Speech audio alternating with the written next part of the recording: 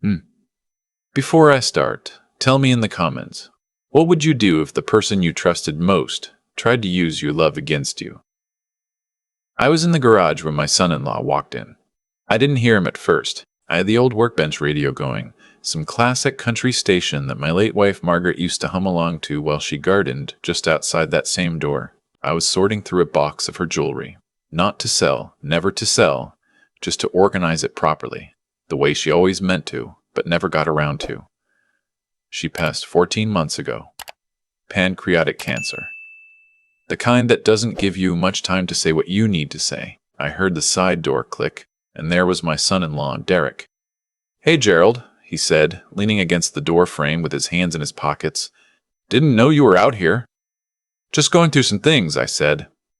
He nodded, looked at the box, and something crossed his face, just for a second. Something I couldn't name right then. He said he was picking up my daughter Claire from next door. She'd been helping the neighbor with her new baby, and that he'd just cut through the yard. We exchanged a few words about nothing. The weather, some repair he was supposedly going to do on their back porch. Then he left. I didn't think about it again until 3 days later, when I found the document. I need to back up a little, because what happened next won't make sense without you understanding who I was before I became just a 63-year-old widower puttering around a house too big for one man. For 31 years, I worked as a forensic accountant, not the glamorous kind you see on television. I wasn't chasing down mob bosses or testifying at Senate hearings. I was the quiet one.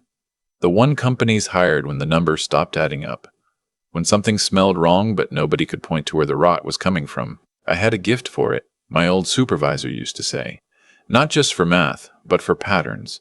For noticing when something had been touched and then put back just slightly wrong. Most people, they look at a spreadsheet and see columns. I look at it and see a story. And stories, when they're being falsified, always have tells. I retired 2 years before Margaret got sick. We had plans. Portugal, New Zealand, a cross-country drive we'd been talking about since our 30s. We got none of it. What we got instead was hospital rooms and treatment schedules and the particular silence of a house where someone is slowly leaving it. What she left behind, besides 38 years of marriage and more kindness than I deserved, was a trust. Not enormous, but substantial. The house, fully paid, a retirement account. Some investments we'd built carefully over decades. And the jewelry. Her mother's pieces, her grandmother's brooch, a sapphire ring her father gave her the year Claire was born. The trust was structured simply. It passed to me entirely upon her death, and upon my death, to Claire, our only child. Claire is 41. She married Derek 9 years ago. I walked her down the aisle. I gave a toast that made half the room cry. I thought, watching them dance that night, that she had found someone solid, someone steady. Derek ran a mid-sized landscaping company, worked hard, seemed to love her. I am telling you this because I need you to understand that what I found was not something I went looking for. I was not suspicious. I was just a grieving man going through his late wife's papers, trying to bring some order to the chaos grief leaves behind. The document was tucked inside a manila folder at the back of Margaret's old filing cabinet, behind the hanging files for utilities and insurance records. That folder should have contained our original mortgage paperwork, paid off 12 years ago. Instead, it contained a power of attorney document, bearing my signature, granting Derek full legal authority over my financial and medical decisions. I sat down very slowly in Margaret's old desk chair. I am a forensic accountant. I have spent 31 years looking at documents that had been altered, forged, or fabricated. I know what a real signature looks like, including my own. I know the particular way I formed the capital G, the way the loop of the D in my last name closes too tight because of an old tendon injury in my right hand. I know the weight of ink when someone signs quickly versus when someone is carefully, deliberately copying a shape they've practiced. This was not my signature. It was close. Whoever had done it was not careless. But it was not mine. I did not call Claire. I did not call Derek. I sat in that chair for a long time with the document in my hands, and I thought about the night Margaret died. Claire had been at the hospital with me. Derek had come later after. He'd offered to help organize her paperwork, to call the insurance companies, to handle the things that are brutal to handle when you're barely functioning. I had thanked him. I had given him access to that cabinet to retrieve a policy number. I had trusted him. I thought about the weeks after the funeral. Derek, helpful, present, always offering. Let me handle that, Gerald. I can make those calls. Don't worry about the financial stuff right now. I'll sort through it with you. I had been grateful. I had thought it was love for his wife's grieving father. I thought about that look on his face 3 days ago, when he saw the box of Margaret's jewelry on my workbench. I put the document back exactly where I found it. Then I went inside, made a pot of coffee, and started thinking like a forensic accountant instead of a grieving father-in-law. The first thing I did was quiet and careful. I didn't confront, didn't accuse, didn't let anything change in how I spoke to Derek or Claire when I saw them that Sunday for dinner. I sat at the table and ate pot roast, and asked about Derek's landscaping contracts, and listened to Claire talk about possibly repainting their bedroom, and I smiled at all the right moments. I was good at this. 31 years of sitting across the table from people who had stolen millions of dollars, and acting like I was just there to help with the books. What I did starting Monday morning was methodical. I called a lawyer, not the family attorney who had drawn up the trust, but a different one, someone Derek had never met. I brought the document. She confirmed within 20 minutes what I already knew. The power of attorney was forged. More importantly, she told me that if it had ever been filed or used, I would have had no legal standing without going to court to prove the forgery. She also told me it had not been filed yet. Not yet. Next, I called my financial institutions. Every single one. I changed the passwords, added verbal verification protocols, and placed alerts on all accounts. I told no one. Then I did what I had always done in my career when I needed to understand the full shape of something. Before I touched it, I watched and I waited. I had coffee with Derek the following Tuesday. I brought up, casually, that I was thinking about updating my estate documents, that I'd been feeling my age lately, that I'd been having a little memory trouble. Nothing serious, just misplacing things, forgetting words sometimes. I watched his face as I said this. He was good too, Derek. He expressed the right concern, asked the right questions, but something behind his eyes quickened, just slightly, the way a man's attention sharpens when he hears exactly what he's been waiting to hear. You should probably get that looked at, he said, just to be safe. These things can progress. You're probably right, I said. 2 days later, Claire called me.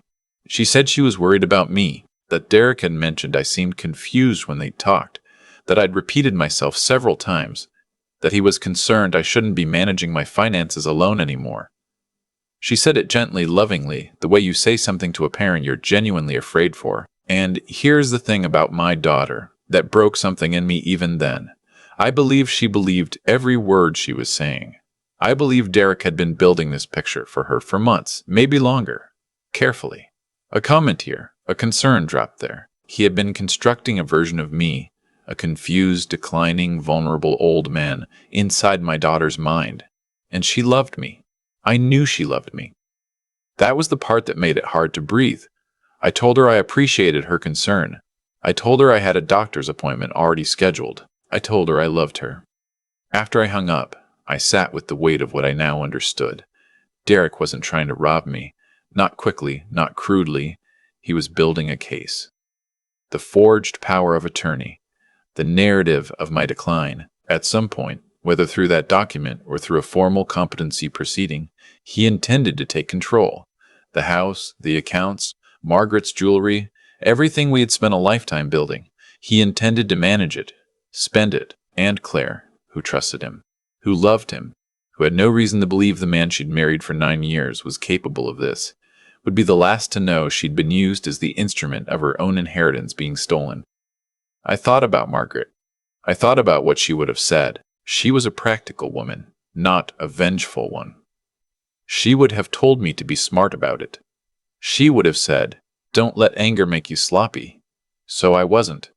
I made 3 phone calls. One was to my lawyer. One was to a private investigator my lawyer recommended, a former financial crimes detective named Arthur, who turned out to be exactly as thorough as I needed him to be. And one was to an old colleague from my forensic accounting days, a woman named Patricia who had spent 20 years as an expert witness in fraud cases and who owed me a favor I had never collected.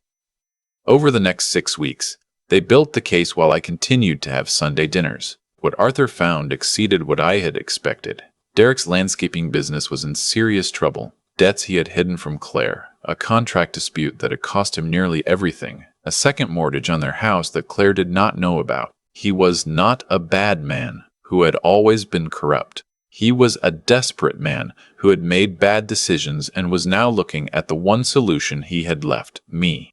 Patricia examined the power of attorney document and produced an expert affidavit attesting to the forgery. My lawyer filed a report with the state attorney's office. And here is where I need to tell you something I've thought about every day since. I called Claire before it happened. I didn't tell her everything. Not yet, not over the phone. I asked her to come over, alone, on a Thursday afternoon. She sat across from me at the kitchen table where she'd eaten breakfast as a child, and I put a folder in front of her. Inside was Derek's debt documentation, the second mortgage, and the forensic analysis of my forged signature. I watched my daughter read those pages. I watched the moment her face changed. She didn't cry right away. She went very still, the way she used to as a little girl when she was working through something difficult, and she read every page twice. Then she looked up at me, and her voice, when it came, was very small. "How long have you known?" "Long enough to make sure you were protected," I said. She cried then. Not for Derek. I don't think she was crying for Derek. She was crying for the version of her marriage she had believed in. She was crying for the conversations she'd had with me, with concern in her voice, that she now understood had been scripted for her. She was crying for the thing you cry for when you realize someone you loved was never entirely who you thought they were. I moved around the table and held my daughter and didn't say anything, because there was nothing to say. Derek was arrested on a Thursday morning. The charges included forgery, attempted financial fraud, and filing false documentation. He has since retained a lawyer, and I understand he has entered into a plea arrangement. Claire has filed for divorce. It is not my story to tell in detail. It is hers, and she is telling it on her own terms, at her own pace, with a therapist she found herself and a fierceness I recognize as her mother's. The house is still mine. Margaret's jewelry is still in the box on the workbench, though now I have moved it somewhere considerably more secure. I have had coffee this past month with my lawyer, with Arthur the investigator, and twice with Claire, who is doing better than I expected and worse than I wish. I have not, despite what some people might expect me to feel, felt satisfaction in any of this. What I have felt is something closer to grief with a second layer. Grief for Margaret, which never really lifts, and now grief for the family I thought I had. The Sunday dinners, the son-in-law I walked Claire toward and believed in, the future I assumed was simply going to continue unfolding. What I know is this.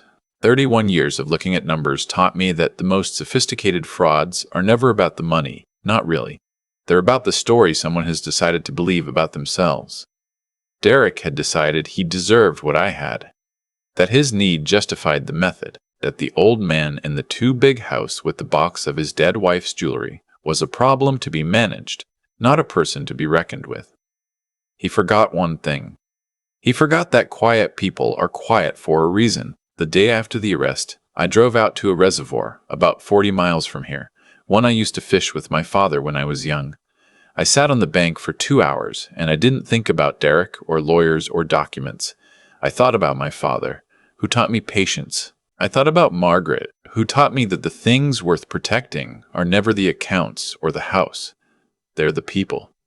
And I thought about Claire, who is her mother's daughter in every way that matters, and who will be all right. I put the radio on for the drive home, an old country station, something Margaret would have hummed along to.